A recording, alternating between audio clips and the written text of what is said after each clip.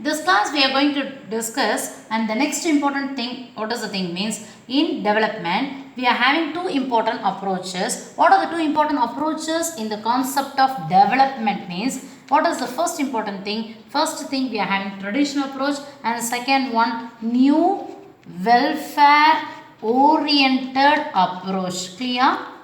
New welfare oriented approach.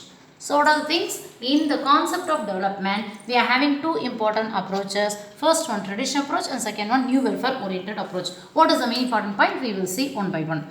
Traditional approach, here each and every concept of development can be explained only in terms of economic. Economic means it is nothing but in terms of money. In terms of money only, they just explain each and every concept development. And another second important thing, here they have given importance, more importance they have given for increase in GNP. You people know very well, GNP means it is nothing but gross national product. And they can also increase GNP by giving the importance only for primary sector. Primary sector means it is nothing but agriculture sector. They are giving first importance to primary sector, and later what they can do means, in order to achieve the growth and development, they have given only very less importance to primary sector, and they can given more importance for secondary sector industries only. Clear? Traditional approach. And next important thing, they have started so many industries in different parts of the country, so we can call it as it is a industrialization. Next one, and here they can increase the secondary sector production. Production increases in case of secondary sector they can do. Another important thing what they can do means increase of PCI. You people know very well, PCI means it is something but per capita income. If per capita income increases, automatically what will, which one is increased? National income is also increased. Per capita income increases, then it will leads to increase in national income also. And there what will happen? Automatically there is a shoot up in both the concept, economic growth and economic development of a country. So these are all the main important information about traditional approach. These are the main important information about traditional approach. Is it clear?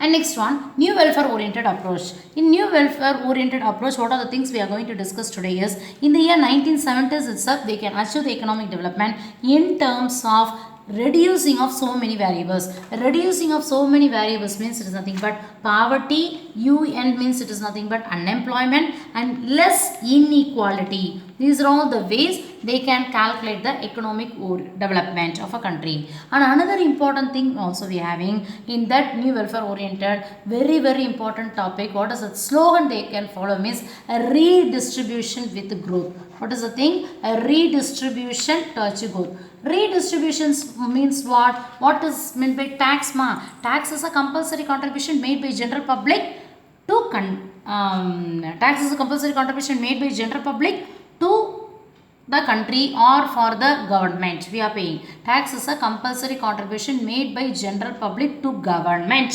Whether we are willing or not willing, we have to pay the tax. Clear? So what the government they can do? They just collect huge amount of money from the rich people, and they can use that same money in the name of tax as a economic welfare activities for the people who is living below poverty line. Say yes or no? So that concept we can call it as it is a redistribution with growth. And last important thing, the development can also be achieved by three important things. First one, changes in social structure. What are the things? Changes in social structure. And second important thing, changes in national institutions. Here already we have written changes. So what I have written here, changes in social structure and changes in national institution, and last one, a reduction of inequality. Is it clear? So these are all the main important two approach we are having in the concept of development.